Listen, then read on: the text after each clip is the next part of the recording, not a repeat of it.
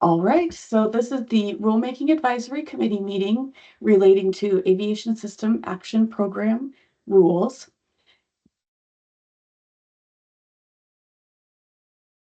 So I'd like to start with some quick introductions. Today we have ODAF staff, Andrea Abrahamson, myself, and then Ermi Bunkel, who is also our other core program coordinator. And then Alex may be off and on the meeting. He has some other stuff going on, but he, of course, is our planning manager over the core program. And then we have our Rulemaking Advisory Committee members, Amber Judd from Rogue Valley Medford Airport, Doug Wright, Union County LeGrand Airport, Benny Benson from Sisters Eagle Airport, Jeff Renard representing Columbia Gorge and Hood River Airports, Lance Vanderbeck from Newport Airport, Mark Hagedorn from Century West Engineering, and then Bill Graup, who is one of our state aviation board members. So we tried to choose members from all across Oregon so we could get a good representation of the different types of airports that we also have in the state. And then we also have Mark, who works with several airports who've received core grants. And then, of course, Bill will give the perspective of the board member as they are the ones who approve our core grants. Really quickly, our rulemaking process. In February and March, we worked with DOJ to complete the draft rule updates, which were sent to you prior to this meeting. We're having our rulemaking advisory committee meeting today, of course, and if the RAC decides, we may have another meeting if you feel like there's more to discuss after today. And then hopefully we can get that all completed in April so that we can submit our final draft and notice of proposed rulemaking to the Secretary of State to be published in their bulletin in June, because we would like to have the permanent rules published by July. And the reason, of course, we'd like to do that is because we'd like to get them completed before the next core cycle coming up in the fall, and as well as there are changes in the rules that will roll down to the core grant agreement. And so we need to have time to be able to update that before the cycle as well. So why are we wanting to update the administrative rules? So there's a few different reasons, and we've got modernized outdated language. So we want to align the rules with current ASAP structure definitions and grant procedures. Make sure that we are supporting statewide goals. So reflect the Oregon Aviation Plan and Transportation Plan priorities regarding safety, access, resilience, and economic growth. We want to look at the consideration of priority tiers. And so that was something that came up in this past core cycle, and the board approved the grants a little bit differently than they had in the past. And so we wanted to address this in the rule to make sure that there is a clear understanding of how the board is allowed to approve and what the priorities are. Next is improve equity and access. So clarify the eligibility, match requirements, and scoring to encourage broader participation in the program. Increase administrative flexibility to streamline the grant cycles, support multi-year planning, and adapt to legislative opportunities. And then finally, promote transparency and accountability, align with state and federal best practices in grant evaluation and reporting. So really quickly, just to give a quick kind of high-level overview of the administrative rules related to ASAP. So ASAP was established, and it is in Oregon Revised Statute 319.023. The ORS describes the purposes for which ASAP funds may be distributed, and we have the two programs underneath ASAP, which is the Critical Oregon Airport Relief or CORE grants, and then the State-Owned Airports Reserve or SOAR Fund. Today, we're specifically looking at the OARs related to the CORE grant program. And then in the statute, it states specifically that the State Aviation Board may establish priorities for the grant funding distribution. So that's really what we're looking to focus and clarify. While the statute lists the three priorities of the FAA grant match, resiliency projects, and economic benefit, we would like clarification on how the board wants to prioritize the funding to those three specific categories. So the OAR describes how the funds in the ORS are administered. And then the specific sections for review that we are looking at are the definitions. There was just actually one section in there that DOJ had suggested an update for. And then section 738, 124.0035, which is the board review and project selection. And then 738, 124.0040, which is the maximum core grant award and matching requirements. And then finally, section 0080 for the core program administration. So before we get into the RAC discussion, are there any questions from the RAC members?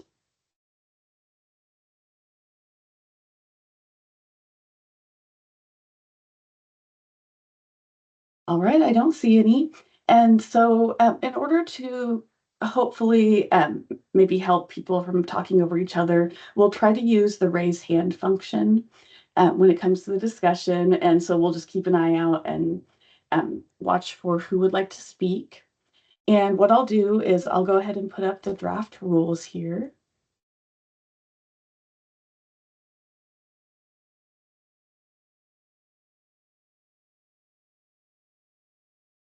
And then we will start the discussion.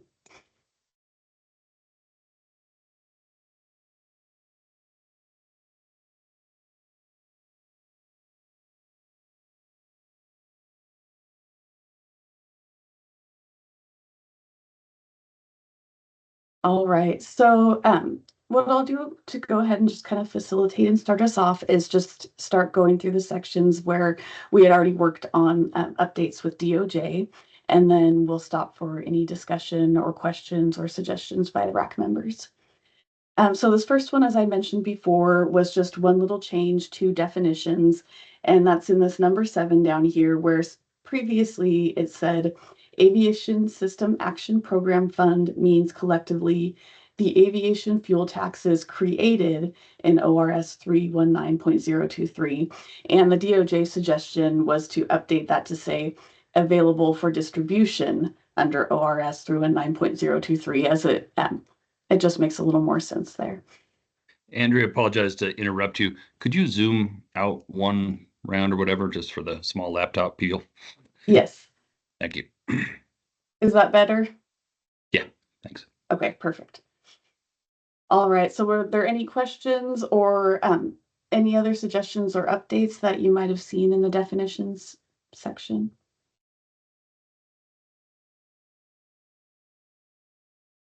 All right, I don't see any hands. So we'll move on to the next section, which is specifically the board review and project selection. So you can see here, we've highlighted this number 2 here, where it says the board's review and final decision will be made upon the following, which is priorities established by the board pursuant to this rule, recommendations made by the ARC, which is the Aviation Review Committee, following its review pursuant to OAR 738-124.0060, which just specifically talks about how the ARC reviews and what criteria they use for their recommendations. Recommendations made by any other stakeholder and advocate entities other than the ARC and interested persons and groups other than the ARC, including the area commissions on transportation. So in ORS, it does state that the board may, again, establish the priorities. And so that's what this is specifically referring to here. And again, that is what we want to look at in suggestion to the board on how you all have a perspective on that. So if we look at number 3 here, this was just a clarification. Oh, it looks like we've got Jeff here.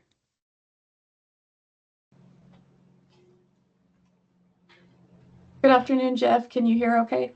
Yes, I am so sorry. I had a gate that gave up and I had to let people in. All right, no problem. We just went through a short presentation talking about the updates that we were going to look at, and now we're just going through the draft that was sent over to you. So we did ask just to kind of help with keeping people from talking over each other and that sort of thing, is use the hand raise function if you have the points for discussion or want to ask a question, that sort of thing. Okay. And Lance, I see. Oh, go ahead. Yeah, Lance, go ahead. I was just gonna say in 2B to call out the ORA before that number because that looks like a phone number somebody should call. Thank you. Yeah. Perfect.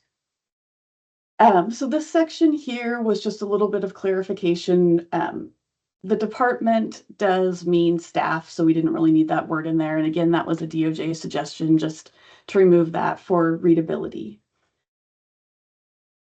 So then we get a little further down here, and this is the section specifically that we'll talk about the priorities and how the board approves the grants. So this section is completely new. Previously, it said, the board may approve an application for the amount sought or for a smaller amount.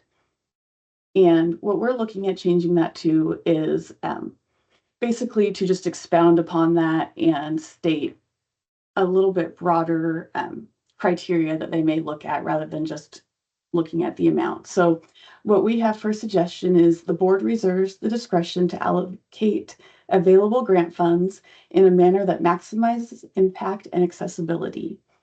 The board may award grants at reduced funding levels based on considerations such as equitable distribution of available grant funds, the potential for economic and community impact, and the overall objectives of the grant program. So typically, for all of the previous cycles until this current one, all priority 1 grants were funded to their full requests as listed here. And then the funding would drop down to the priority 2 requests, which are for emergency preparedness and resiliency projects. And then thirdly, it would go to the priority 3 the economic development grants there. So in the most recent cycle, the board decided that they wanted to cap the grant funding per applicant per priority. So applicants that had multiple applications, requests at the allowable grant amount were reduced to 150,000 total, no matter how many grants they had in that priority. So there were probably 5 applicants that were affected by that and had their funding requests reduced down to fit within that 150,000.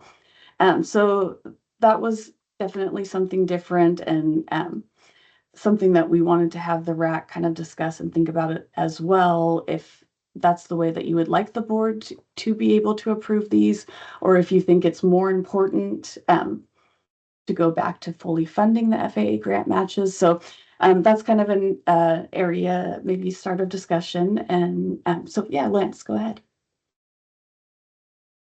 Sorry, and you can correct me if I'm wrong, but wasn't the ASAP program set up initially to help airports with the requirement grant matching for FAA grants?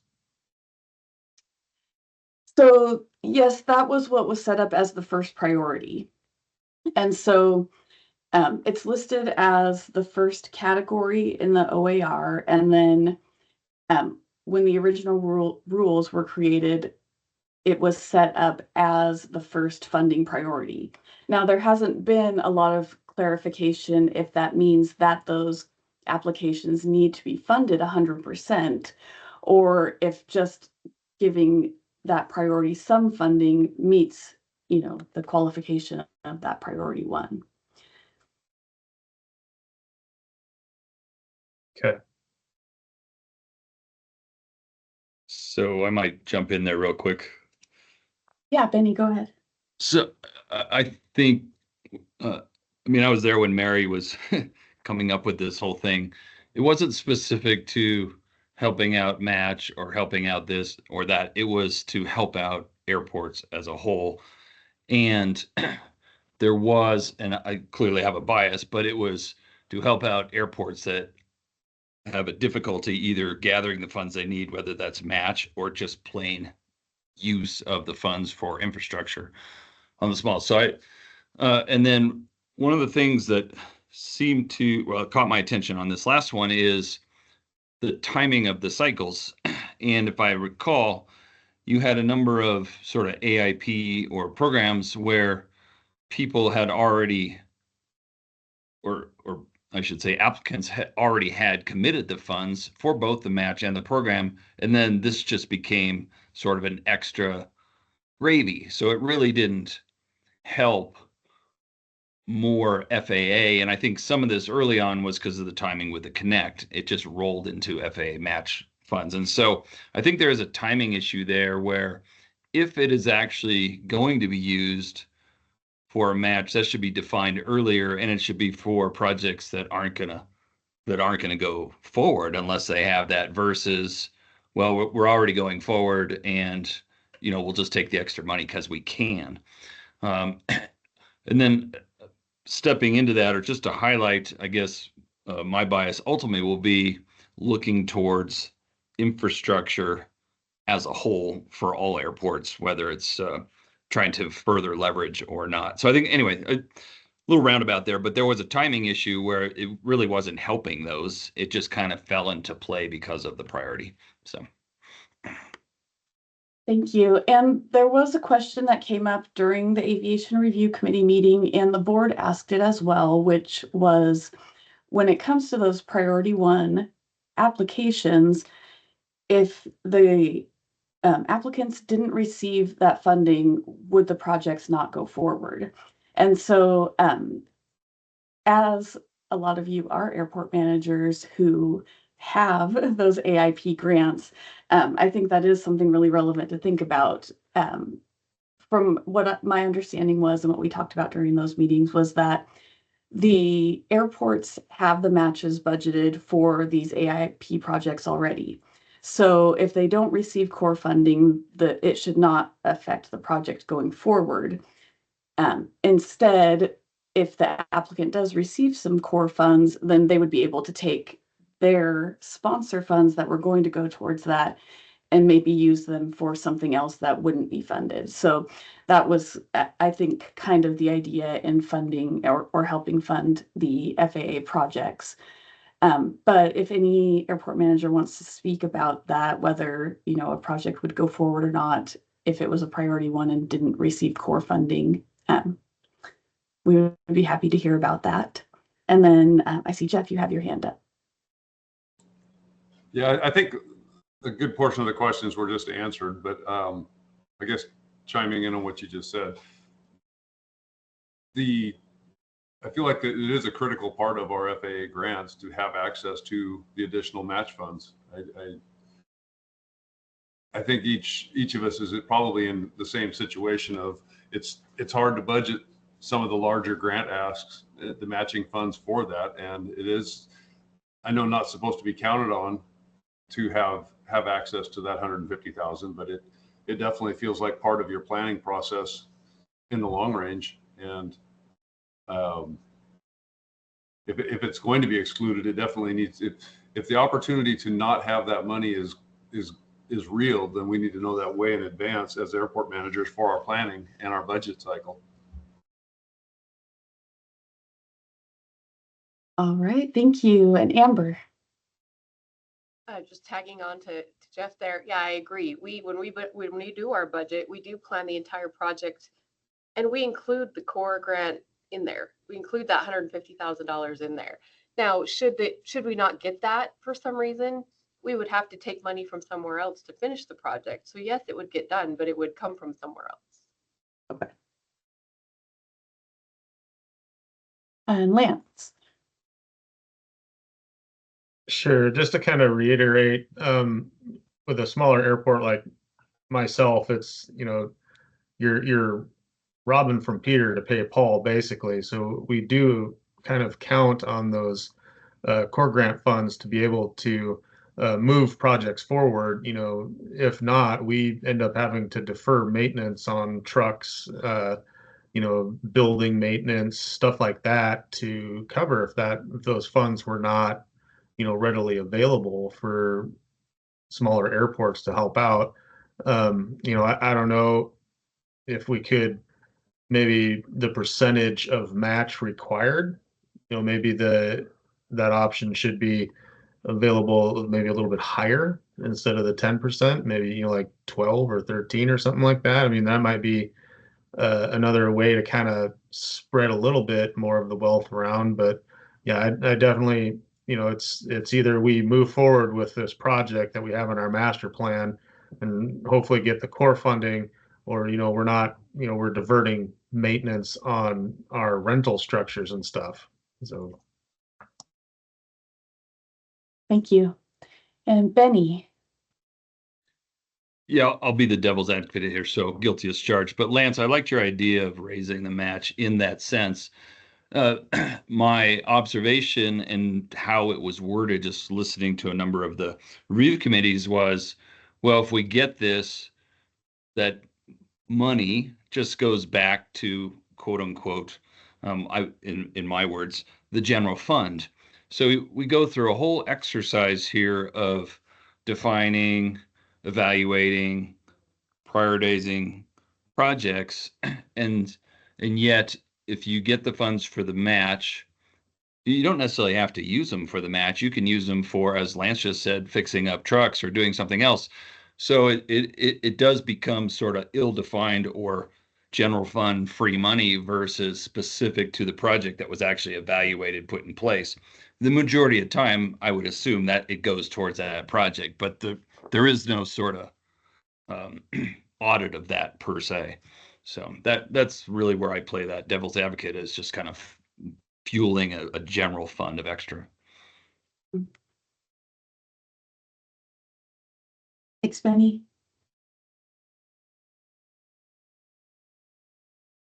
Any other thoughts on this one? Yeah, Mark. Thanks, Andrea. Yeah, echoing what a bunch of others said, the core program has been very reliable. I work at a lot of very rural Eastern Oregon airports where that core match is huge. And if that was to be taken away or even cut in half or something, that would have major impacts on uh, the funding abilities, or at least the funding difficulties. So I think it's kind of, we've gotten used to core being very reliable lately, which has been great. But it would be concerning if it we don't we don't know if we can rely on it going into the core cycles and the CIP cycles. Mm-hmm.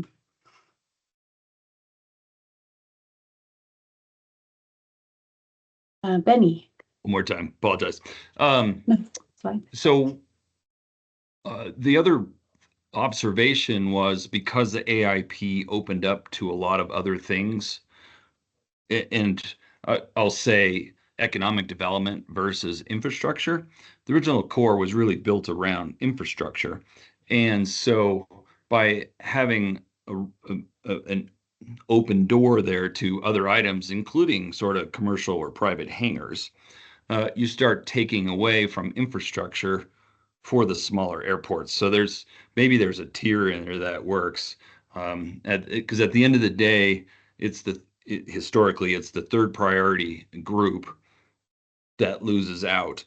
And so any of the funds in that first priority that can move towards that, and I might be ahead of my skis because depending on where you are on this document, but I think somebody had also referenced in the process, there were a number of scoring airports in, say, priority 2 and priority 3 that actually had better scores, but would have not been funded than some of the priority 1, because by default they just got priority 1 because it was in theory a leveraged project. So I think there's something to be thought through in that process. Yeah, thank you.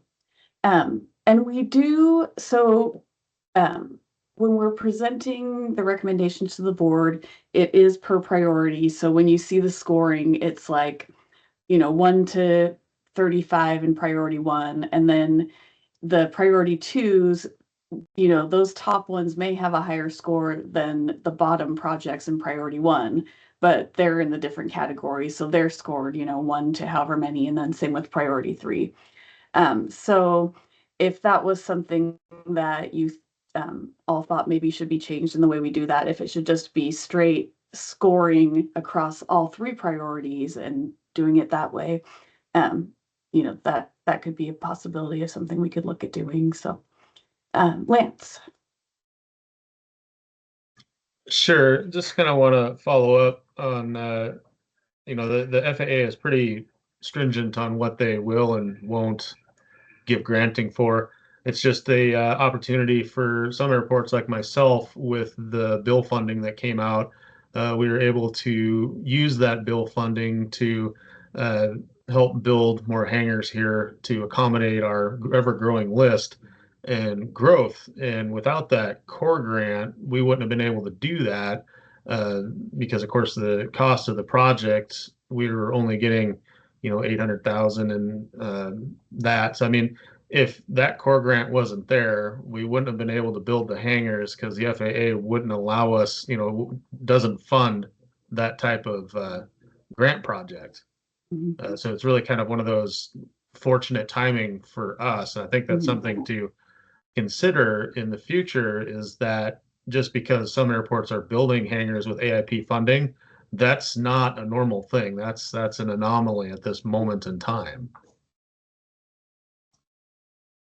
Yeah, that's a great point. And since you brought up the BIL funding as well, that definitely has had an impact on the past 2 cycles because airports need to use this funding or lose it. So we've had an increase of applications. And so I believe this next cycle will be the last one that there would be any requests related to BIL funds in. So then the 2026 cycle may look a little different. So there's always those variables.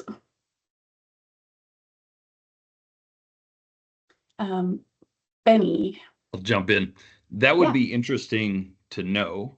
And I would just ask the group, if you had the choice between fixing somebody's runway or building a hangar, which would be the priority? Isn't that really, if this is a core critical infrastructure scenario, I get it. Demand is high everywhere and hangars are short everywhere. But if this is really a core critical program, I think there should be thought put towards that. And then a couple things I just wanted to, it seemed like you opened up the amount can be as defined or if not discretionary. It seems like from a guidance perspective, a starting number made sense. Uh, Mhm. Whether that was 150 or something else, at least it was there. And if there's, the goal is everything gets approved and there's extra funds, then there's the discretion for more. And maybe in the application process would be, here's what we need as a minimum, or we'll hit your limit, and then but we'll ask for more up to if available, something along those Mhm. lines. I think the asking for more was hidden in this last one, so a number of us just read the rules, put in 150 and let it go. So the other is, if I could make a vote, I would say merit should be the guidance for all of it. If it's all scored, and so merit would be priority, and merit would take priority, and priority categorization would be secondary. But that would be a probably a little bit like the Connect scenario.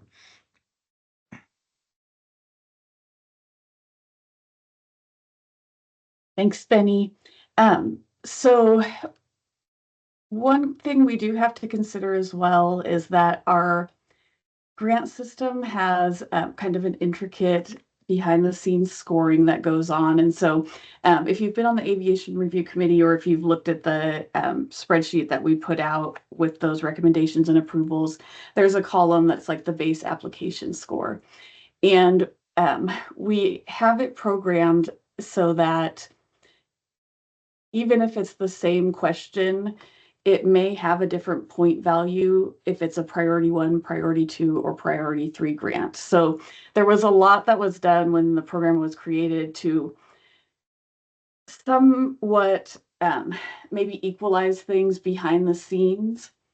Because with priority 3s, they do tend to get a little higher scores on some of the questions as opposed to priority 1s, because the priority 1s historically have been funded before anything else already. So there is kind of a question there.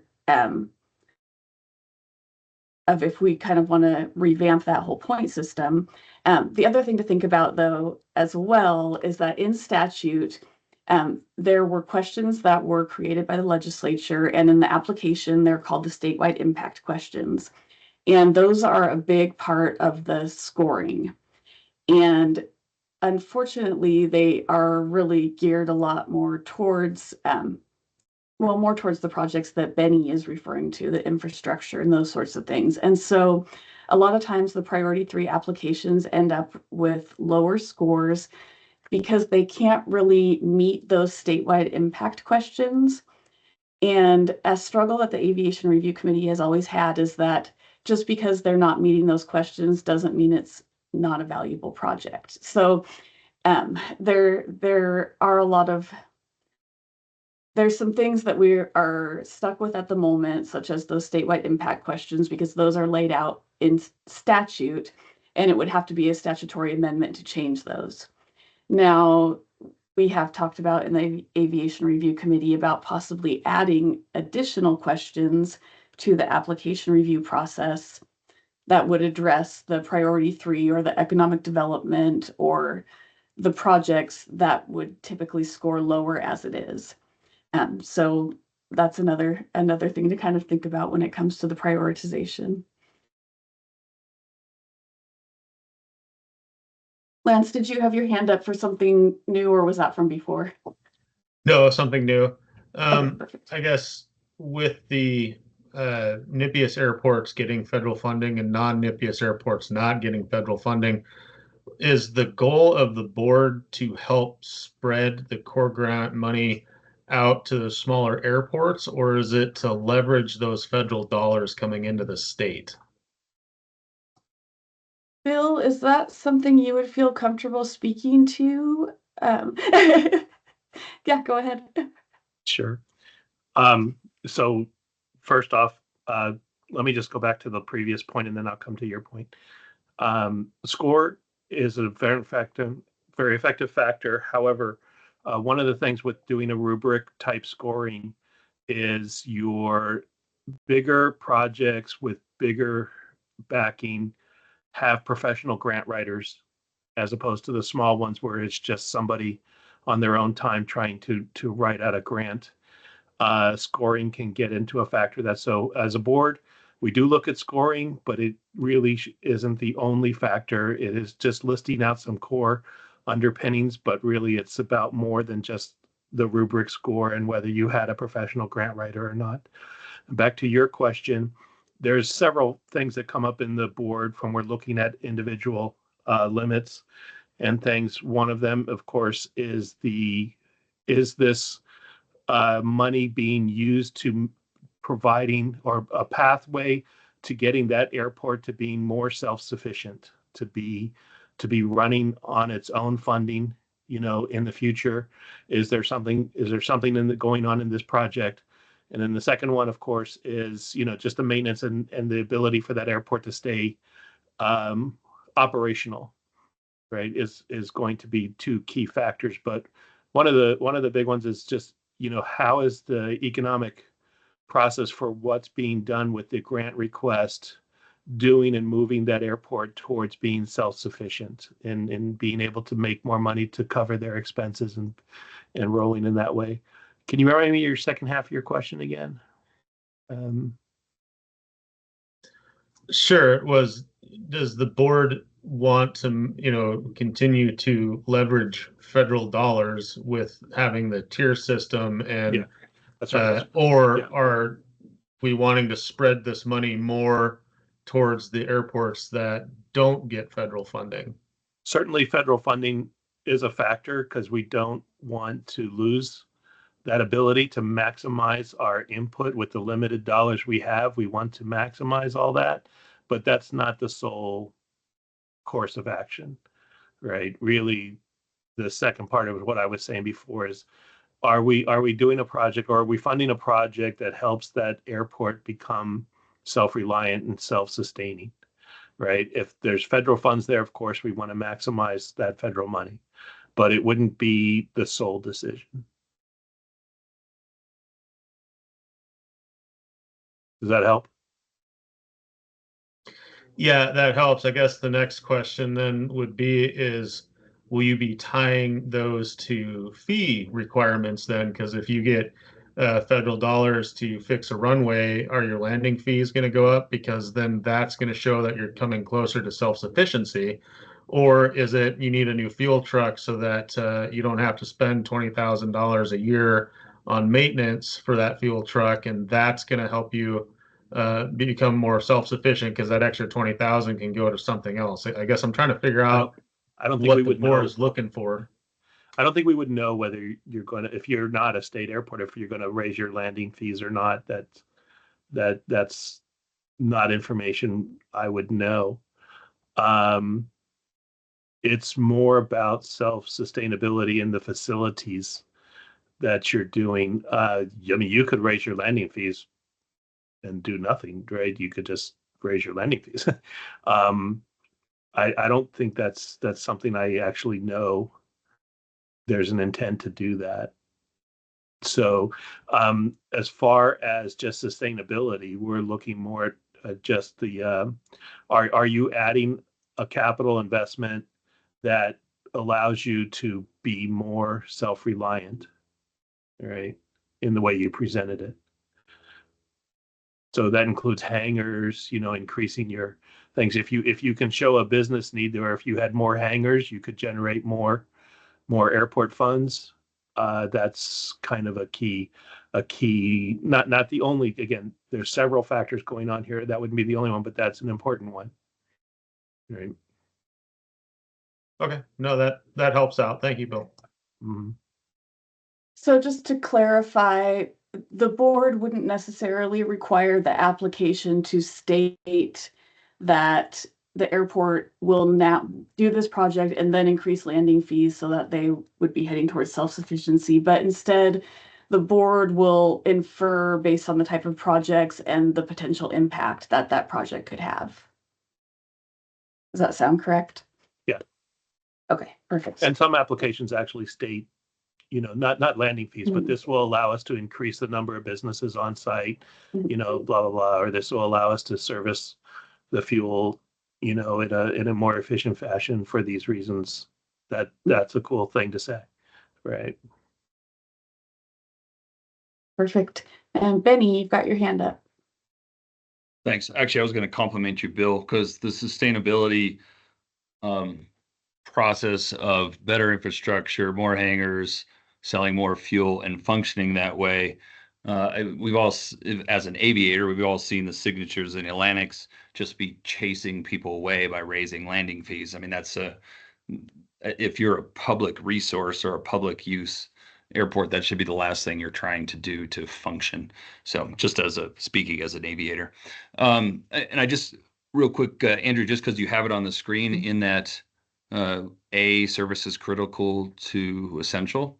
I know this is nit, but I'm thinking you may want to add security in there. That has come up on a number of applications, and as population is growing around a lot of the rural airports, we're starting to feel the need for that more. So just one little more highlight. And I remember fencing being on that. Yeah, fencing was on a couple applications that were very important. Not just for security, but also keeping wildlife out of the area. Yeah, 100%. We see it and we're feeling it in more of the rural airports for sure. So.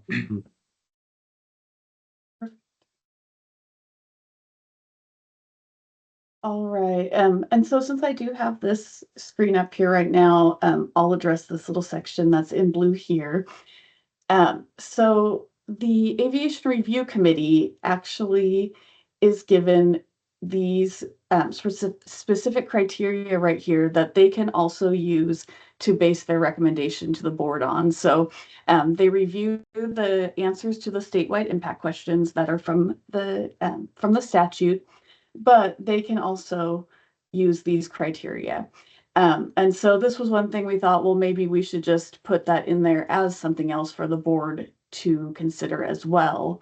And that may just help clarify it. And so we wanted to throw that in there. And then this one right here was just a change from the word recommendation to determination. since the board is not recommending, they're actually approving.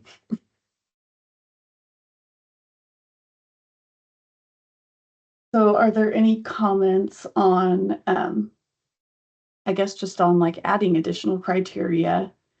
And that also goes along with this specific section as well.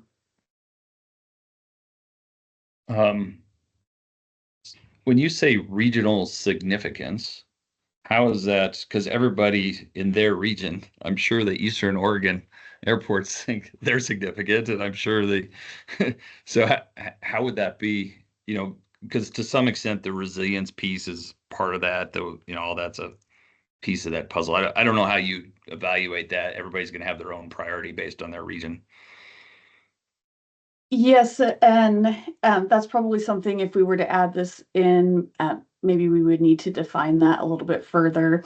When it's come to the Aviation Review Committee,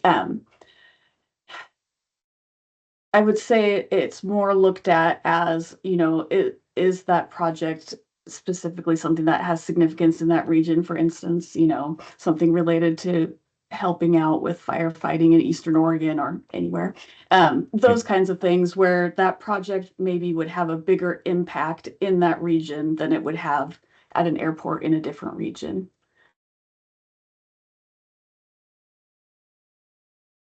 Yeah, if I might chime in a bit, that regional, we're looking at Yeah. things that, if this facility capital investment goes through, would your region have better access to import and shipping out your region's products, for example, because you have an extra loading hangar, to ship agricultural goods or whatever. And then, of course, very important is your regional firefighting. Are you increasing that thing? So just it's looking at your area, that's seeing how the impact beyond just the airport fence line is being impacted by the project, if that makes sense. Thanks, Bill.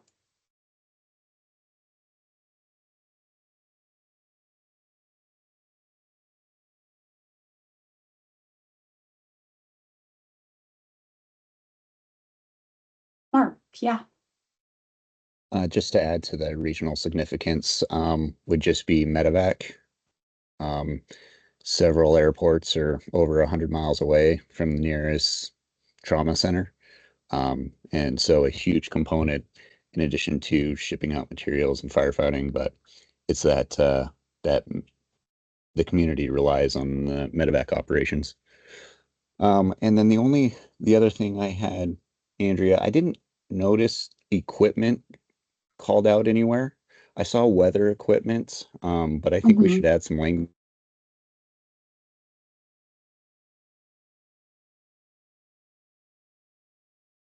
Yeah, I think we kind of end up just throwing it under the specific, but yeah, we could definitely call out. So you're talking about like tractors and snow removal equipment and those sorts of things specifically, like maintenance equipment or.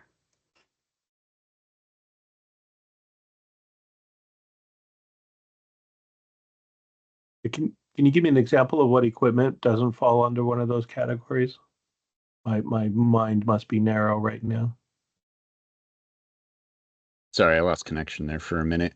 I'm Sure. back now. It just didn't. I guess as long as equipment, snow plows, ARF equipment, Weather equipment. right, to keep the runways, taxiways, airfields functional. Hmm.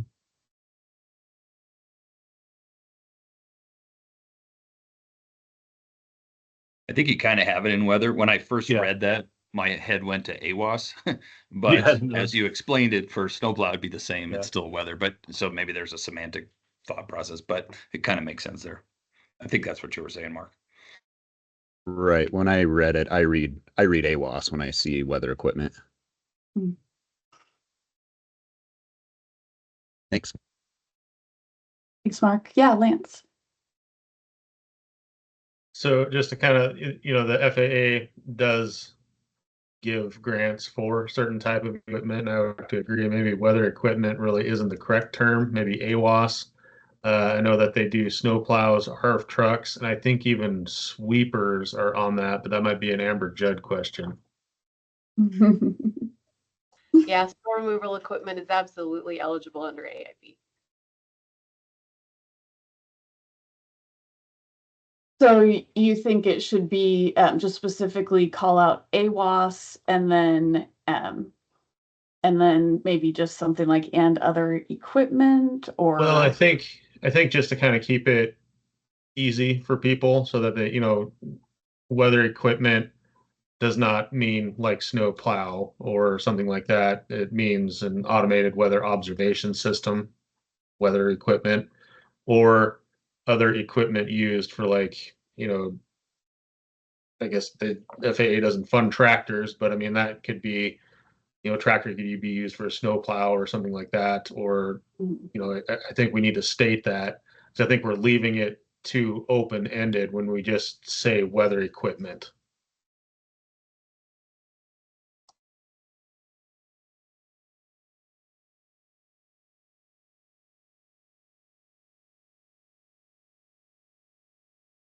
so does anyone have a suggestion of what would make it more clear? Mark put airfield maintenance equipment in the chat. Oh, Amber. You could just say, equipment related to safety. That can be anything. If as long as, safety would be snow removal, it would be, your ARC truck equipment or anything like that. So if you just did Okay. safety equipment, that would probably cover the rest of it, in my opinion. Okay. Anyone else have comments? I was gonna have one more question. Like, if we're gonna leave the priority lists as it is, it's priority 1 is gonna be your grant match. I mean, we haven't talked about changing that really. Still says the grant match, but I absolutely agree that if the max in the guidance is 150,000, then that should be the max that people ask for those AIP grant match. Be really clear on that. I don't think you should leave it open ended, and that would free up a ton of money for those smaller projects. Just going to throw that out there. I think that would be very helpful. No, I Yeah, agree with yeah. that, Amber. Just put the max at 150 and you can't ask for more just to try to get down to those lower tiers. I agree with that.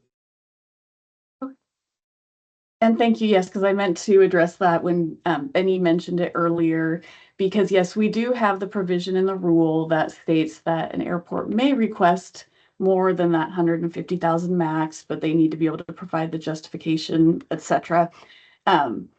And we had for 2 cycles, the board actually just approved the maximum grant cap at 250,000. That wasn't done on this previous cycle, and so we tried to get the information out that because several airports did ask if they could still apply for the higher, but again, not everybody saw all that messaging, and so not everyone realized they could apply for more. So yeah, thank you for bringing all that up. Jeff, yeah. On that note, is there a way to put just a secondary, if in the event you have a number of projects that drop off and there's still funding available and an airport needs additional funds, have a secondary path to get to those funds beyond the 150 if there should end up being a surplus? I don't know if that makes sense. I hope I know what I'm thinking. I don't know if I'm explaining it right. Yeah. So basically what you're saying is if all the applications are funded at the maximum request of up to 150,000, but there are additional funds left available for that grant cycle if they could be disseminated among other projects. So Very much so. And maybe there's a path in the original application that state. I understand that I 100% agree not asking for more than the maximum, but having a path that there is I don't know that we can call out the need for additional funding should it be available. I think each of our projects has some uniqueness to that.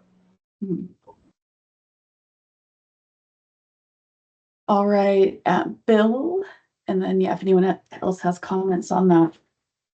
This comment is directed to you, Andrea. Just the technicality for what happened in the last cycle. That probably, if we want to word it so that we can continue with one of the grants, it's per airfield per grant.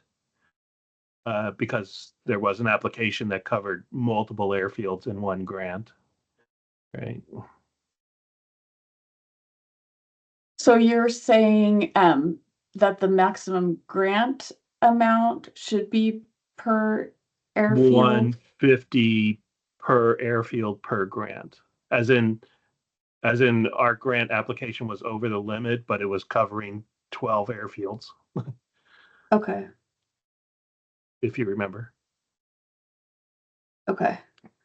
Does that make sense? So it's just so you don't have to do 12 when somebody's applying for a grant that's covering multiple airfields.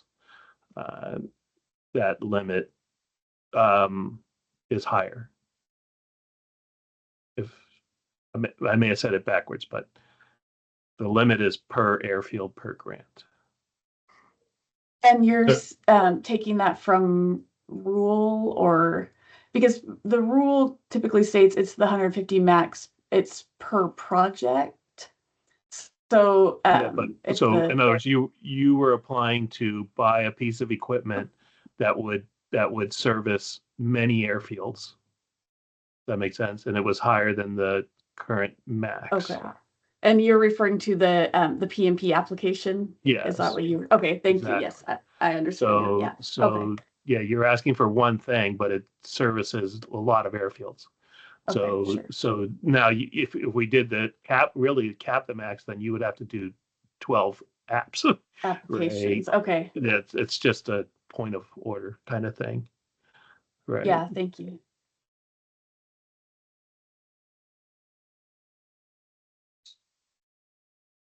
So, All right.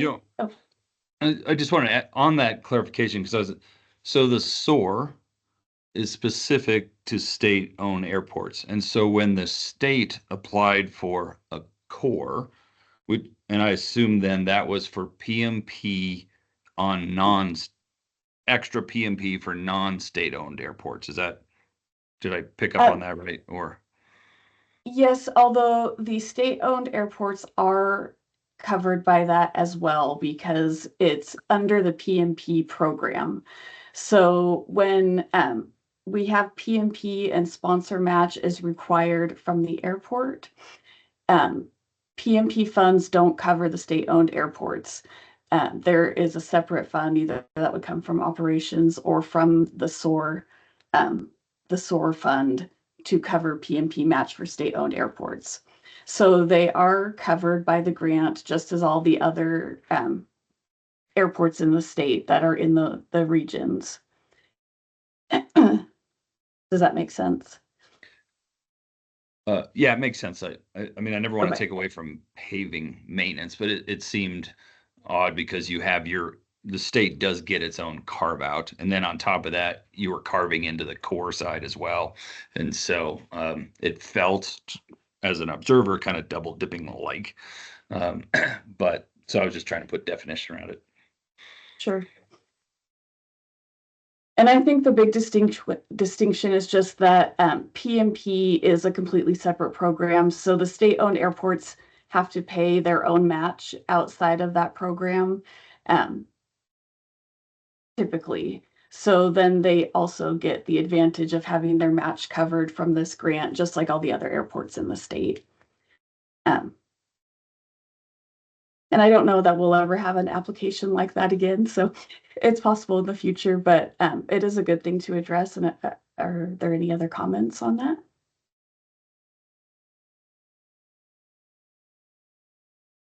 All right, I don't see any. So do we want to circle back then to what Jeff said regarding if there's additional funding after all applications are funded up to the 150,000 or their request, to create a mechanism to hand out additional funding if it's available, or should it just be a hard cutoff? Amber. Yeah, on that note, I completely agree. I love the thing, like this is the maximum amount you can ask for, and that's what it is all the way across the board. And if the state finds itself in the enviable position of having extra funds, you can roll those over to the next year and then increase that maximum amount like you did, the last couple of years prior to this one. Jeff, would that work? I mean, or do you want it in the same year, or would you rather have it a higher amount in the same year? I think either one works. It's been interesting as you hear about.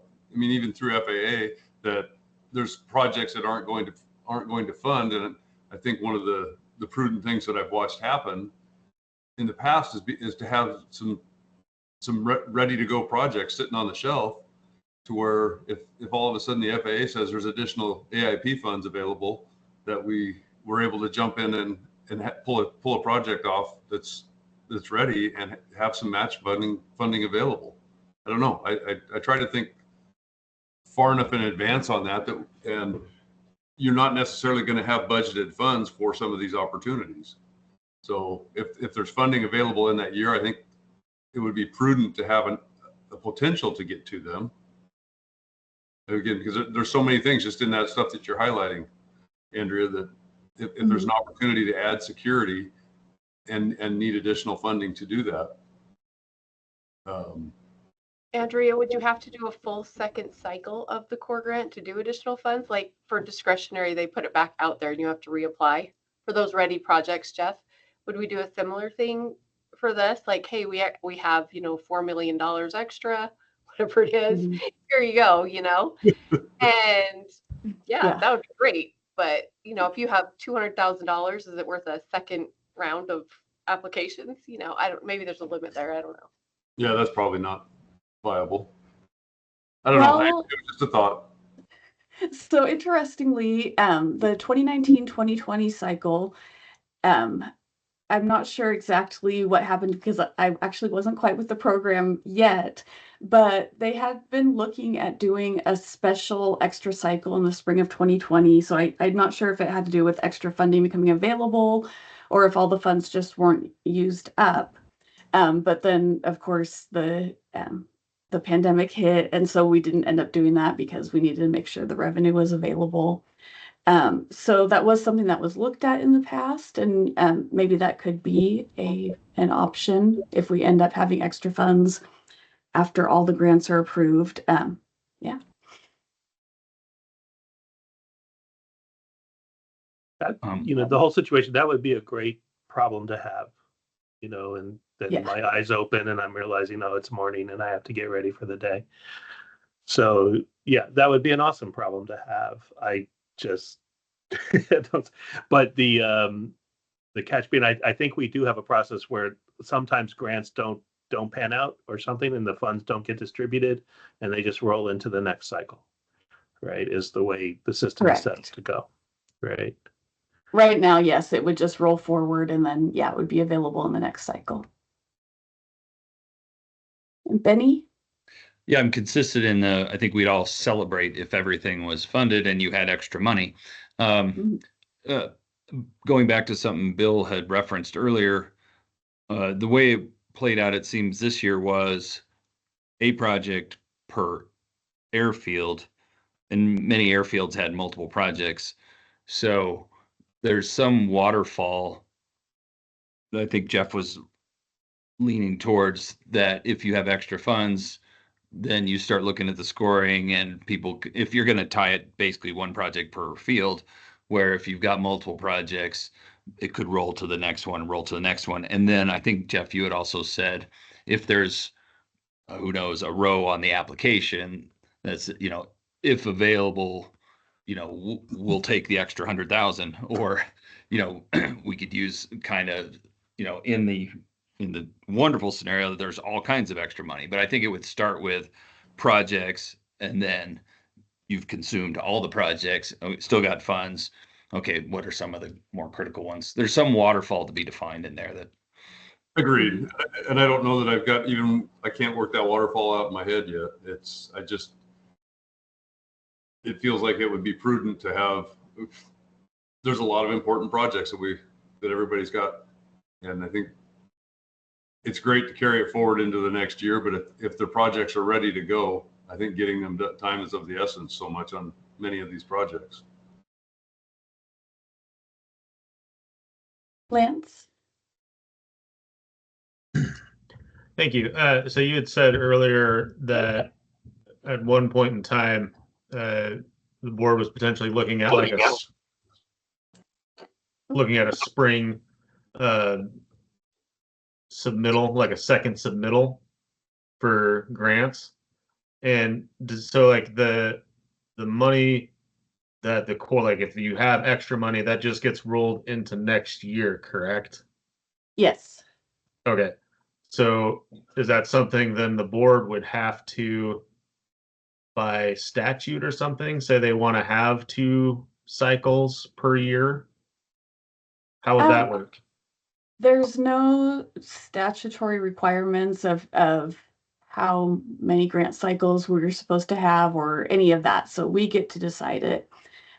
So yeah, if we were going to do that, we would just figure out what the process would be if we need to request the board to authorize it. You know, we would just figure out that process.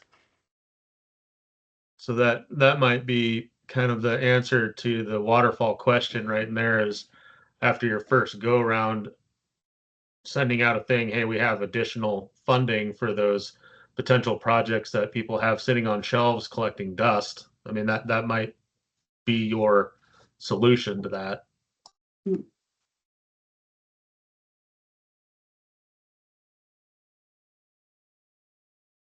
Thank you. Mark. Being devil's advocate here, I think if there were extra funds left over, it would go to the projects that were on the bubble that maybe just barely missed funding, like 2 or 3, instead of maybe providing funds to tier 1. So just devil's advocate.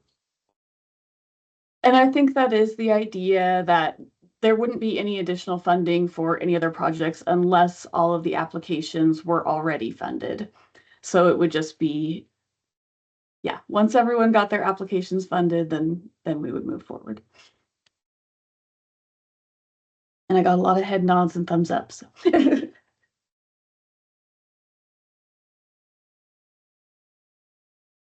All right.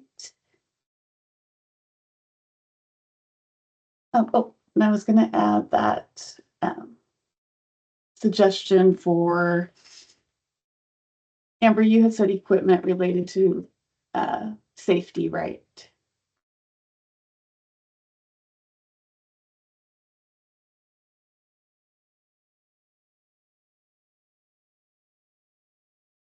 So the rest of the updates in here are more just kind of administrative. I'll run through them really quickly and then we can go back and just, if there's any more discussions or clarifications we want on any of the other sections, we'll go through that. So here we're changing the reference to the Oregon Aviation Plan to a department policy that we created. And basically, the Oregon Aviation Plan Chapter 4 gives the criteria for airport categories. So the category 1, 2, 3, 4, and 5, what the criteria is. And then there is a list of the airports by category there. And that's the only place where it was kind of held officially, with a stipulation that if an airport believes that they should be in a different category, they may request the aviation board to change that. We wanted to make it a little bit easier to update those airport categories, although it doesn't happen a lot. So we moved just the airport categories themselves into the policy. The criteria for describing the categories is still located in the Oregon Aviation Plan. So basically that's all that is, just an update to a reference. And of course, just as a reminder, those categories determine what the match requirement is. There is something else to discuss that was brought up earlier, actually, when we're looking right here, which was, and I can't remember who brought it up, but the possibility of priority 1 applications just having a little bit higher match, or maybe just a match across the board for everybody, to kind of help balance that out then for the priority 2s or 3s. Was that something that you wanted to discuss a little more? Well, I think like for commercial primary, you have 50% business, 25%, and then you have regional and community both at 10. I think regional airports like myself probably should be at 15.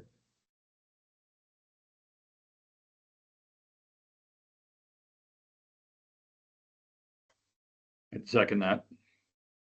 I mean, I like the Thank- way you brought it up earlier, Lance, that, you're getting from multiple resources, right? So as compared to some that this is their only resource. So Right. No, and I agree that, the core grant needs to kind of be spread out, and it's helping, even though Newport, yes, we're regional, but we are a smaller community. But I think we have it in the budget, and can budget that extra 5% to help kind of trickle the funds down a little bit. But I don't know how many Category 3 regional airports really apply for core grant. So, and I'm willing to help out where I can, but I guess that's something for the board to consider.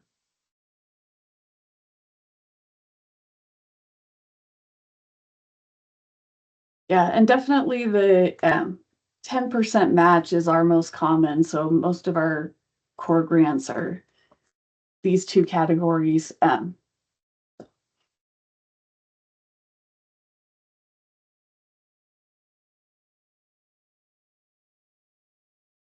Any other comments or suggestions when it comes to the match percentages? Any? I'm not sure where this fits in this mix, but I did want to make, because there's a couple of us, I think 10 or 15 within the state that are licensed public use but privately owned. And so on top of this, and I'm making an assumption most of the municipals are tax exempt, but in our case, in the private use, even though it's public use and licensed that way, uh, if it's 150 that's received, it's also 150 that's taxed. And so I don't know if there's a place in there for, uh, and maybe this is more legislative, where if it's used for public use infrastructure, it actually carries a tax exemption with it. But uh, my suspicion is, if you talk to the Twin Oaks guy or anybody else, any of the public use private guys, you forget about it till the end of the year and like, why are we getting taxed on that? That was the state. So anyway, there's a piece of that puzzle that's I'm not sure it fits in here, but I would really like to see that evaluated. Mhm. Thank you. That is a great point. We have had, I think, 4 public use but privately owned airports that have received core grants over the years. So yeah. Mhm.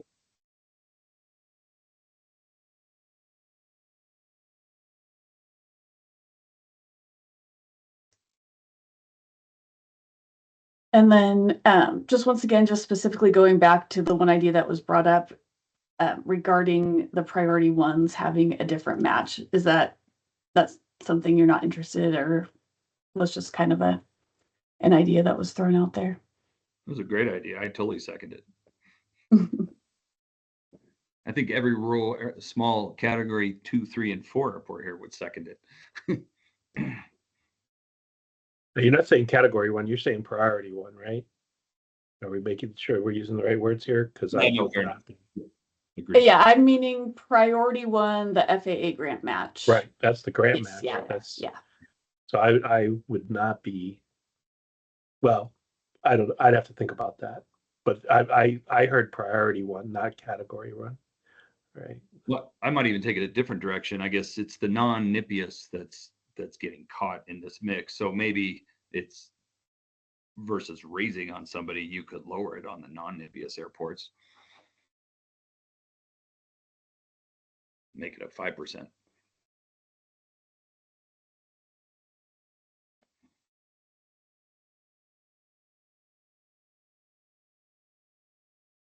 Okay. The non-NIPIUS are truly reaching in their pockets. I mean, that's, I guess, my point. Yeah. So, Yeah. Okay, perfect. We can come back to that if there's anything else that we want to talk about. This was just to delete this section as it's not applicable to core grant matches. And then this change here, again, is kind of an administrative update. And in the statute, it is required for all airports to pay at least 5% of the project cost when it comes to receiving core grant funding. And when it comes to the Priority 1 FAA grant match projects, if you're requiring 5% of the total project cost, you basically would not be getting any core grant funding because you'd be covering almost all the cost from your FAA match. So what DOJ had previously done to update and clarify on this is help us create this basically term of eligible project cost, so that the project cost for the Priority 1 applications refers to the sponsor match to the FAA grant rather than the total project cost. This cycle, we just had a Priority 3 grant approved for Ontario, and it is related to their Connect Oregon project. There isn't any grant, FAA grant funding, so this section of the rule does not currently apply to them. So they would look at having to pay what their match is, which is I believe theirs is the 10% of the total project cost rather than the eligible cost of the sponsor match. So to remedy this for the future, if this comes up again, we're looking at possibly just adding the words or other state or federal grant match requirements so that it's not specific just to FAA grants.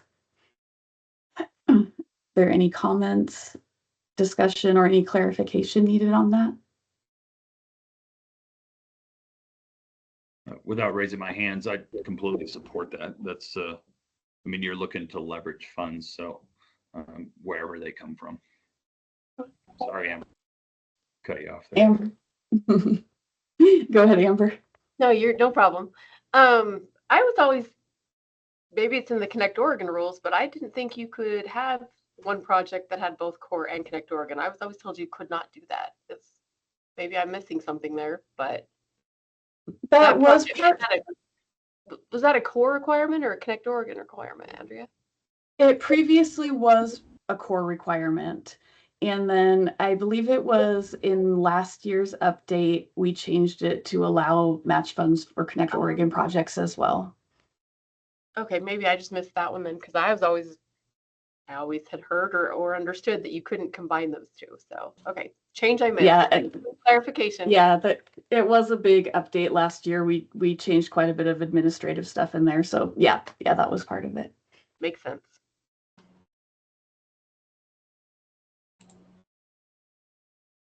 All right.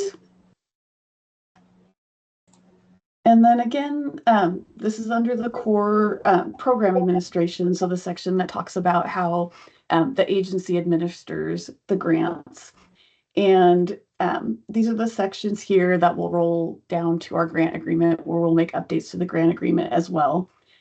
So one of the things that we wanted to update was basically just add a provision specifically stating the conditions that may necessitate an amendment, just because there's been some questions in the past of what we could or could not amend on the core grants. So we wanted to just provide additional clarification as a part of the grant agreement. So just to kind of clarify and expound on that. And then we wanted to add a provision that states the maximum period of performance. When our core grants were created, they were actually set up with, in the grant system, basically having a 3-year period of performance. So once it got to that 3 years, the system wouldn't initiate any more milestone progress reports or that sort of thing. And we wanted to extend that out to 4 years, which one that's in alignment with the FAA grant period of performance, as well as we all know that projects have taken a little bit more time. And so we don't want to box those core grants into the 3 years when they're maybe, you may need extra time that isn't necessarily the airport's problem, but it's just because of the nature of the project and the way things are right now. So that's what that one is right there. And then the same thing, a provision that states the closeout period and circumstances under which the department may close out the grant. And again, that is to correlate along with the FAA grant agreements. And so we basically just wanted to clarify in there exactly what constitutes the closeout period, what is required during that time, and then if we have not received all the documentation within the required period of time, then we can go ahead and close the grant out. So we don't have to leave it sitting there open forever waiting for, an FAA letter or that sort of thing. So those are just the last little updates that we had there. Are there any questions or comments on those?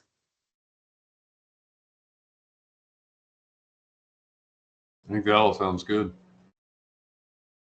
All right. So then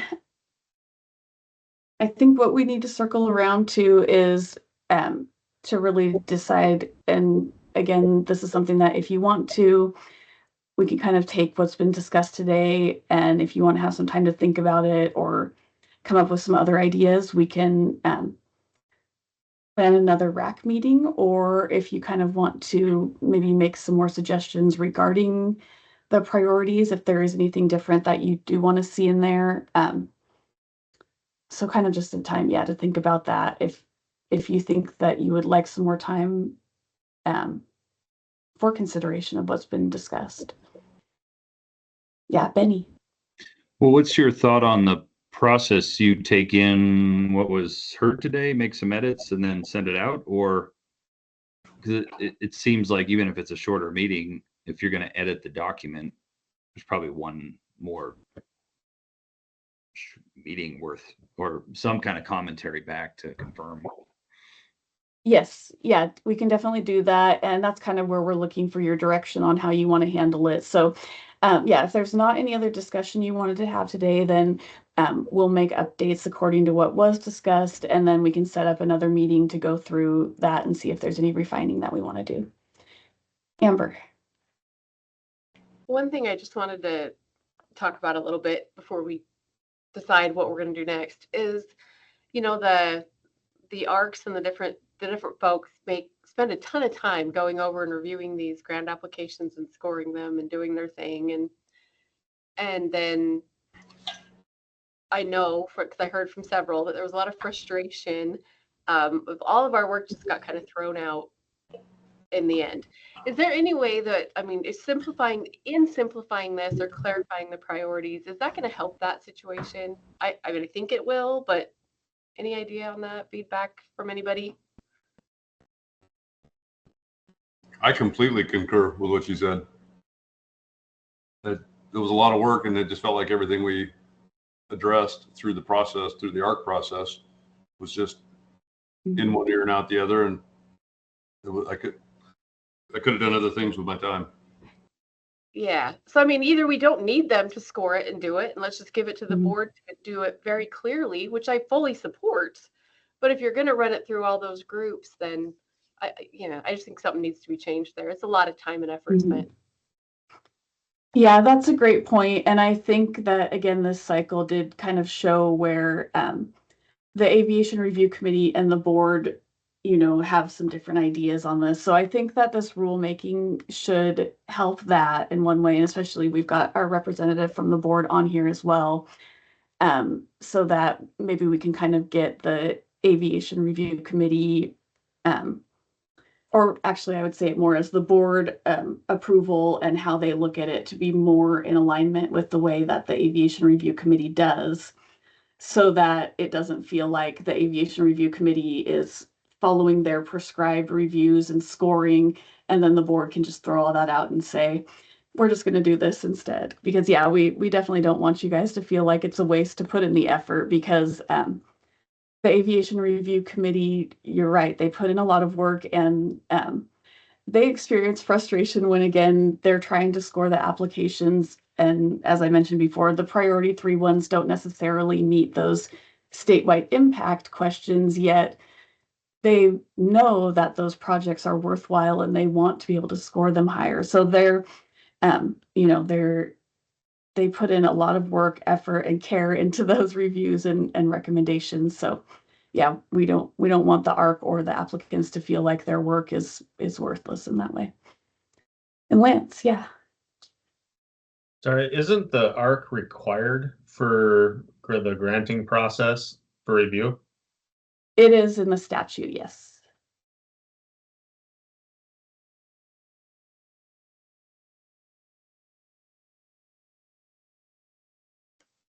Benny. When the ARC was reviewing, because ultimately that's part of the score, I think, right? So kind of how this played out, but I don't know, does the ARC review that based on priorities, or priority is just given based on the qualification of it would seem to me how this year played out was short on funds. ARC made a lot of effort on scoring and merit, but maybe to Bill's comment earlier, but at the end of the day, the priorities took priority versus the merits, which is probably why the ARC felt like a lot of stuff just got thrown out when you've got really good projects that just don't even meet that one priority. So I would kind of go back, because quite honest, I guess my opinion is the whole resiliency set of airports, if it's based on Cascadia, the airports that they're considering resilient are going to be underwater, while all the Eastern Oregon ones that didn't get funds that could help aren't there. It's sort of like get rid of that priority altogether, or just absorb it within all the others. So anyway, just as a reference. Yeah, thanks, Benny. Bill. Hi. So good feedback for me that the perception from those that were participated on the ARC feel this way. I kind of wondered that while we were doing the meeting, but I wasn't sure. And this is the first time I'm getting the feedback that y'all felt that way. And it's great that I get that feedback, because now I can have that, part of it. Two things I'll point out as being a board member. One, not a, I mean, I know the outcome of the ARC, and we did get the spreadsheet, and it was rank ordered by the ARC, and we did predominantly stay with that. So it's good feedback for me to hear that the perception was that we didn't. I think what was changed during our board meeting was to change some of the rules that we typically would have done in the past for funding to get more projects funded. So we put at the last minute, we put some caps on things, and by airfield, and stuff like that, to get the funding more distributed. And that may have then had a perception that we didn't follow your rank order from the ARC. And that's good feedback. Our mission was to get more of the lower projects funded. So we asked staff to put the caps on and come back with the sheet for us and see how many more projects got funded. And if that broke the rules of not the rules, but the way the ARC was thinking it was going to work, then all apologies coming from. But the mission was fair, in my opinion, to get more of those low level things funded and not focus all of the money on a couple big airports. So again, good feedback for me. I think once we get better acquainted with the ARC as board on how they're going through it, and to us, all we saw was, okay, there was a rubric and it came out with a final number. Me as a school board member sit and say, yeah, your SAT score is a number and your CUM is a number, but I'm also going to read your I'm also going to read your essay and interview you, in the final candidate round. And we're going to collect all of these things and put it together. That we need to get better acquainted with each other, I guess, is a better way of saying it. In what we're rolling with. But I think that last minute change, and I'm not 100% sure, because this is the first time I've had literally 4 minutes to think about your feedback here, and it's great, and I'm happy I have it. I'm going to really consider it. But we made a rule change to try and distribute that money better at the end. That was quite a major change, and I hope that didn't break the perception that we weren't trying to also honor the work that the ARC had done. Thanks, Bill. Amber. Just to clarify, I wasn't on the ARC this time. Jeff was, so he can probably speak to this better. But I heard from people that were on the ARC, and I have been on there in the past, that they spend a lot of time on that, and then I listened to your board meeting where you made the changes. I so totally understand why you did what you did. There's no criticism there. I actually think it's a great thing that more airports got funded. I just think that we need to make sure the rules and the criteria that the ARCs are using is the same as we're using for the board. I just want to align the two so we don't ever have that perception again. That was my only reason. And that's what I meant by we each need to get familiar with each other a little deeper. Yeah. Just aligning those. Thanks, Amber. Jeff. Yeah, I agree exactly with what Amber said, and no criticism. It did just feel a little out of sorts in the process. Again, the Hood River Airport had a couple of grants that the expectation was that they were going with history, that they would have received, one of them would have received 150,000, and yet the 150,000 was spread over the whole airport, and it kind of dissected a couple of projects, just using the closest example. And I know there was other members on the ARC who a lot of us had to recuse ourselves from voting on different things because there was a number of us with projects in there. And it just, I'm definitely not criticizing. It just felt like there was a disconnect from what we understood the past reviews to be and how that outcome came out. So yes, let's get to know each other, and I think we've got a great program here, and I think it'll continue to be a great program.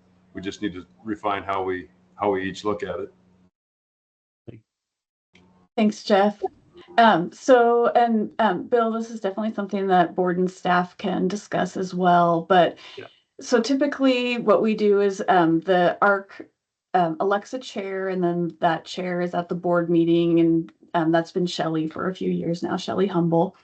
And they kind of give just a little brief, talk about how the ARC viewed the applications and how they made their decision. But would it be beneficial maybe to ask all the ARC members to be at the board meeting and maybe give a more formal presentation, or possibly do something like that prior to the board meeting for the board members, so that the board members have maybe a better understanding of how the ARC came to their recommendations? Maybe just kind of, Yeah, I think before the meeting, it's just, when you're sitting on the board and you get a spreadsheet, you're forced to kind of just assume a few things like, okay, I guess it came about like this. And it's wrong. I mean, because it's an assumption, right? So it's wrong from the get-go, right? And I'm having to assume, okay, I get this, So in my mind, and to be honest, because I come from a very small city that I was mayor from for a while, I'm sitting there on a Wednesday night writing grants for my city because I can't afford a grant writer, and I never got one because I was never going to compete with a professional grant writer, but that's the way it goes. And so I'm like, okay, and that's my perspective, from my shoes, and I'm, and so it's just, once we get to know each other and we spend a little time, saying, okay, this is how you went about that, that would be great, right? Yeah, and to clarify, so yes, we provide the spreadsheet, and then the board does have access to look at the applications as well. Although, as many of you know, if you filled them out, if you have, let's see, I think we had 57 applications this cycle. You're talking, a 1,000 pages to go through. So, and the board members, as far as I'm aware, you all are looking at those on your own. You didn't get together at a separate time to look at them. Is that correct? No chance. No way. So the board members are reviewing all that on their own prior to the meeting. So it sounds like maybe a meeting with ARC and board or something like that could be helpful. Amber. Honestly, if you're changing the review, the way that the ARC reviews to match this process here, like this is your requirements and this is your cap, I don't think you're ever going to have this problem again. That's just my opinion. I don't think you would need a separate presentation. If you're aligning the two so you're both judging on the same criteria and everybody knows that this is what we're following, these are the priorities, these are, and the order and how we do it, I don't think you're going to have that problem again. I think the confusion came in with the, we were told to do it this way, which is historically how it had been done, like Jeff mentioned, and then the change at the end. But if we're changing those rules because of that, So I think once we go through these rulemaking process and everybody is evaluating on the very same criteria and they know what that criteria is, it's going to solve all those problems. And I think that's why this rulemaking process was initiated to get Yeah. to that point. Yep, for sure. Right? Mm-hmm. Thanks, Amber. Benny. I think I'm endorsing what was said, but as an observer, there was two gray areas that created some of the havoc. It went above 150 for a few of them. So if you end up with a limit there across the board, then that's defined. And at the end of the day, in the process of funding more projects, it started with everybody gets a project. And then, so I don't know if there's a second limit in there that you know, at a minimum, everybody gets one project. And then if there's extra funds, it starts I'm going back to that waterfall of the other ones, because it again, as an observer, it became, there was a few that were higher, and then there were some that had many projects, and guilty as charged. We apply for a bunch of them as well, hoping one of them plays out. But, you know, if one gets multiple and then one gets none, then you have an equity challenge that highlighted itself this year. Thanks, Benny. Jeff. Maybe I missed the answer to this already, being late. Is the plan going forward, each airport is capped, is it back to 150,000 per project or 150,000 per airport as it was voted this last cycle? So the rule as it is 150,000 per project. So it's always been available that an airport can receive more than one grant in a year. So the big change again really was that the board, in order to get the funding further down the list, capped it at the 150,000 per airport per priority. So that wasn't specifically you know, a requirement or something laid out in any kind of rule, but as part of the latitude that the board has in spreading out the funding. And do we see that continuing in cycles forward, or do you have a sense of that? Well, Bill can speak to this maybe, but also I think that, again, a big reason that we're doing this rulemaking is to sort of maybe keep that sort of thing from happening again, or to at least have it laid out of what exactly can happen so that no one's taken by surprise in those instances. Okay. And getting the advisory committee here to say what was the ups and downs of that kind of last minute change. I agree, some issues maybe, and what is an equitable way that the advisory committee would look at it, you know, to get more money down to the lower tiers, which we all felt were important ones. You know, Christmas Valley, you know, had a little one in there, and they're important. They're in the middle of nowhere. They're the only way to get a medevac system into there, right? So, well, it was interesting that you say that, because yesterday's OAMA representative, Bosshart Davis, her husband had to be flown out of there, or had to be taken out of Christmas Valley Airport, and that was a topic of discussion. Yeah, I'm just saying, you know, so the advisory committee, you know, kind of give some input here, you know, to what you think, you know, what was good and what was bad about that, and what do you think the rule should be, right? Okay. And we can think about it and come back. It's not like jump in and solve this problem right now. But my original comment was I didn't realize we had made such a ruckus in the RAC and in the ARC, and good feedback. Let's take that to heart. Thanks, Bill. Amber. Andrea, this question is basically for you. So on the same note, I totally agree with everything that, you know, we're going to fix all that. But so if we're going to do 100, whatever the max is for the year, $150,000, and then say per airport, or is it per priority? Because I think there's a difference there. I think if you want to spread it out across more airports, it should just be per airport. Like, that's it. You can do a priority 1, priority 2, priority 3, but you're only going to get one. If it's a priority one, it's probably going to go first. And if there's money, you might get the 2 or the 3.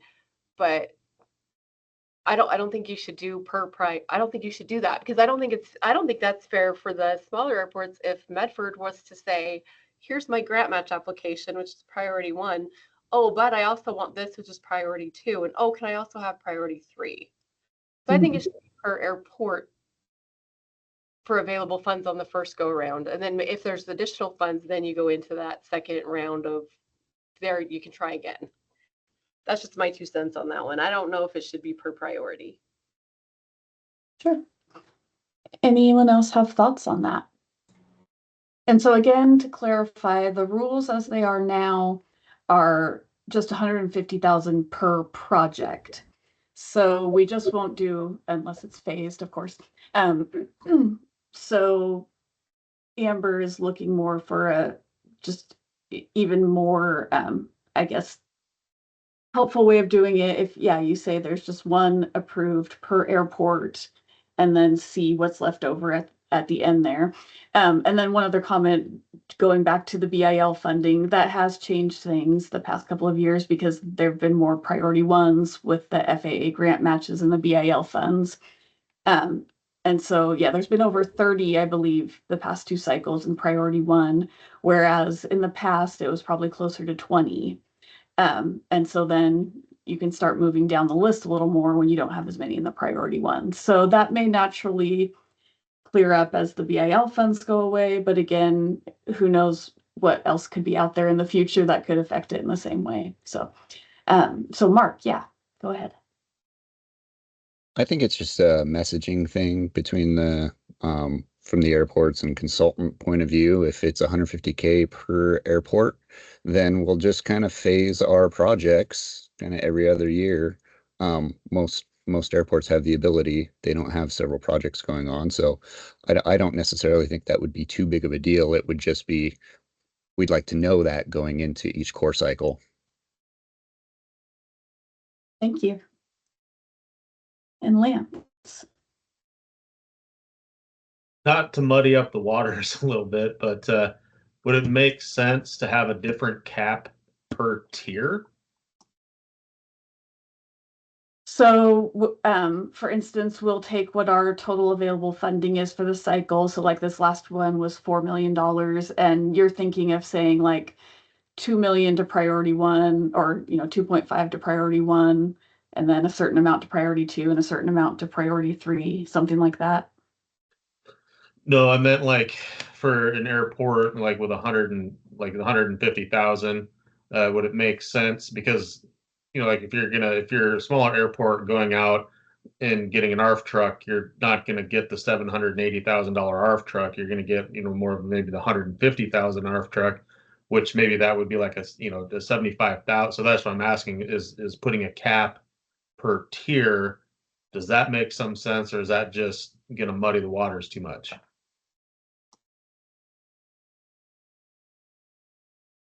Thoughts? Benny. Well, I was just going to use the example for us this year, and I think it's consistent with what Mark just said. We had a couple grants, and so rather than 2 times 150, came back, you get one project, 150, and so we said, well, let's just prioritize the one, and we applied the 150 to the one and let the other one drop off. And I think that's the airports themselves can think that through. So anyway, just consistent with planning, especially if this program continues and allows people to just start getting ahead of things. It's great. Thank you. Bill.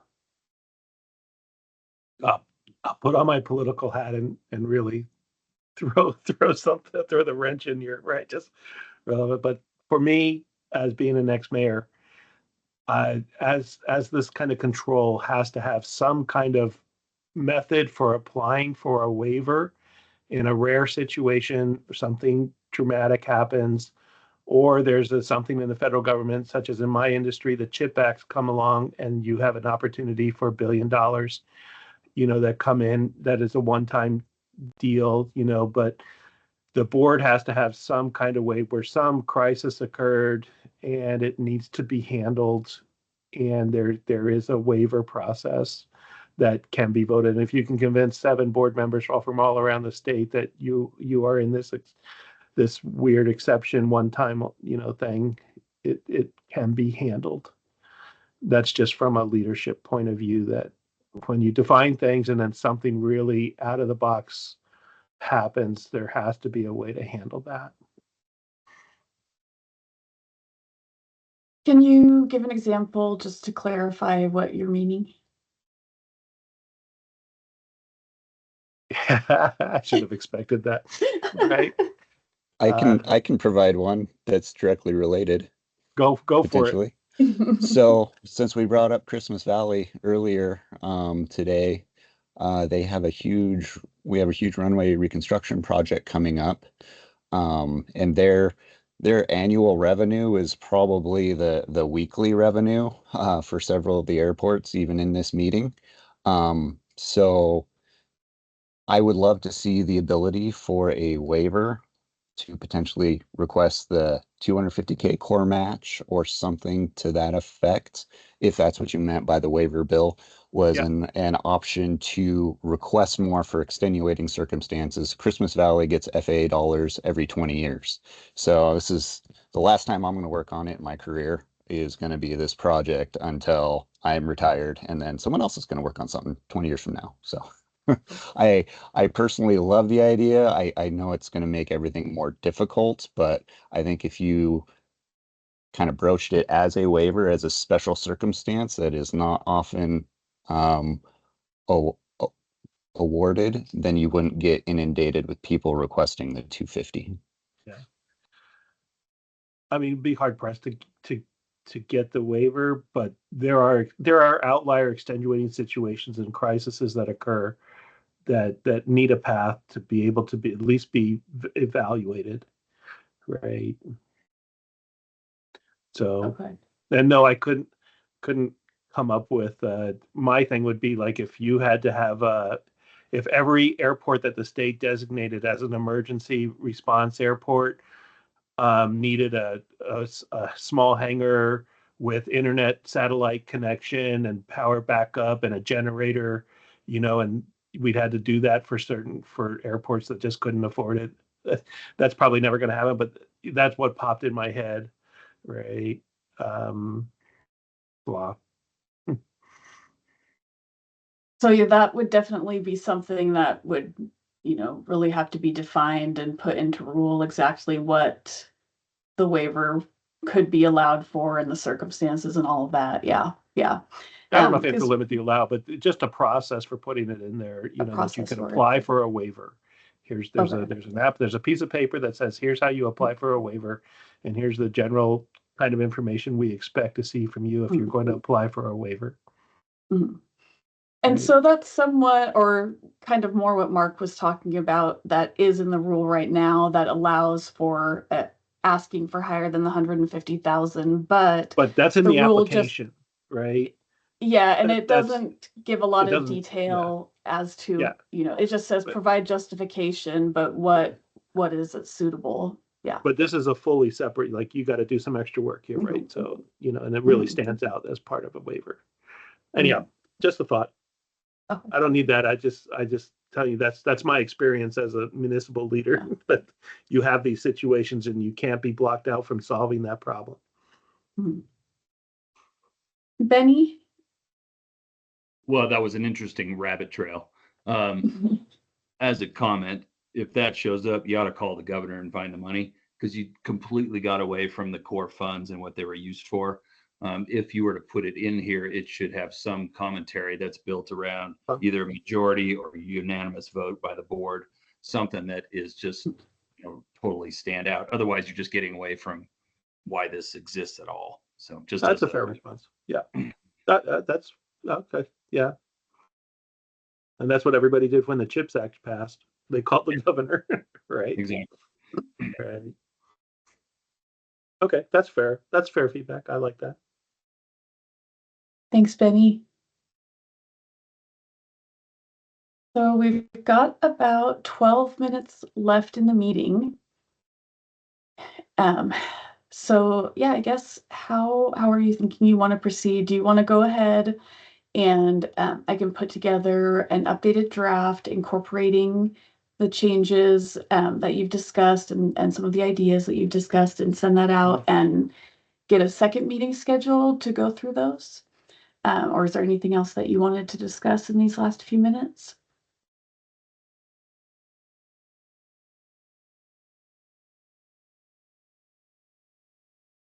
Yeah, Lance. No, I think at this time we have a lot to think about. So I think probably a second meeting just to see the re-advised draft. Hopefully before the meeting, but that's kind of where I'm at right now is I want to see what the re-advised draft is going to look like and then go from there. I agree. All right, that sounds good. So I can put that together and get that sent out to you all by tomorrow. So you can get it and start reviewing. And I can send out another poll so we can get another date and time for a second meeting. And we do want to try to get them done this month, although we are already halfway through the month. If we have to go into May, we do have some flexibility because our overarching goal is to have these rules made permanent before the core cycle starts. So as that's in the fall, we do want to get these approved this summer so we can update the grant agreement as well, but we can be a little flexible right now getting these meetings together. All right, so yeah, that's what we'll plan to do. I'll get that draft sent out to you all by tomorrow, along with another poll, and then get a second meeting scheduled so that we can go through the updated draft. And in the meantime, of course, as always, feel free to email me if you think of anything else or you just wanted something else to be included in the next meeting. And then I did want to comment also, Doug Wright was or is a part of the Rulemaking Advisory Committee as well. And he thought he was going to be able to get on for the first part of the meeting. He had a bid opening at 2:00 today. But it looks like he wasn't able to get on at all. And so I did let him know that I would send him the updated draft and whatever was discussed today so that he could look through it. And if he has any comments as well, he can email those out to you all. And then since we're doing a second meeting, hopefully he'll be able to join in on that one as well. Lance, yeah. I was just curious if you were going to provide snacks for the next meeting. Sorry. Virtual snacks?